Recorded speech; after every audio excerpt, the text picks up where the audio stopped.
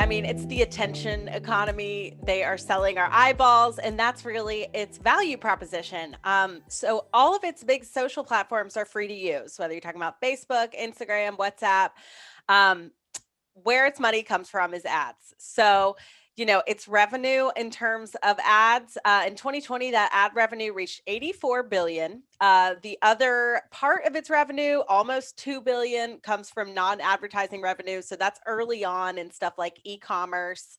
We're going to talk Oculus. briefly about Oculus. Exactly. Yeah. Um, but I think the big story here with 2020 and its earnings just coming out is we were technically in a recession in 2020, and ad businesses typically don't do that well in recession. Advertising is usually one of the first things that businesses cut when times get tough.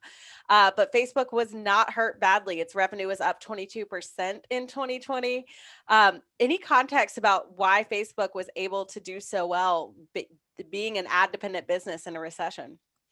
Well, I mean, Corinne, they had their worst quarter ever. I mean, they were only up 10% in the second quarter. So that was their worst year of Boo slowest hoo. rate of revenue growth the entire history of the company. I just think so that number alone just speaks to what a monster this company has been. To quarter after quarter, your worst quarter ever since IPO is only 10% revenue growth as an advertising business in the middle of a global pandemic. Again, speaks to their power. I think back this summer, The Economist wrote an article called Online Advertising, the New Rent. And I think that's a good kind of explainer of the world that we're in today. You mentioned we're in an attention economy. I mentioned how people are spending their time on these platforms. People are shopping online, all those sorts of things.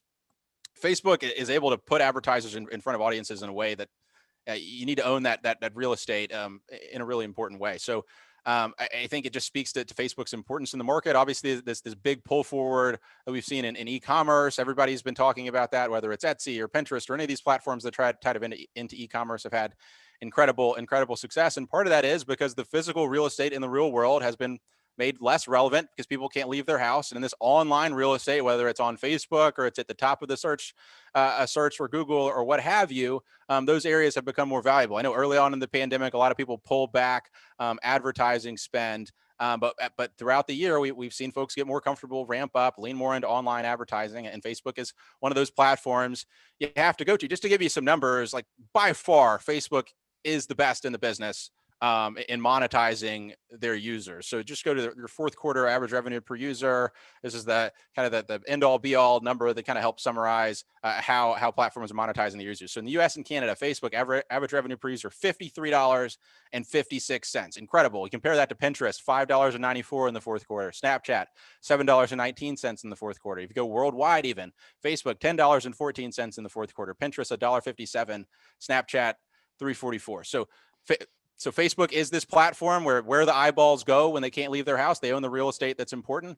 And then second, they're the best in the business in monetizing those users and getting results for advertisers. I mean, these are competitively bid ads, okay? So these prices reflect Facebook's effectiveness, at least to a certain extent. So, you're the best in the business. You own real estate that cannot be replicated. You're going to do pretty okay. Oh, but you'll only get 10% revenue growth, though, in the middle of a global pandemic, only.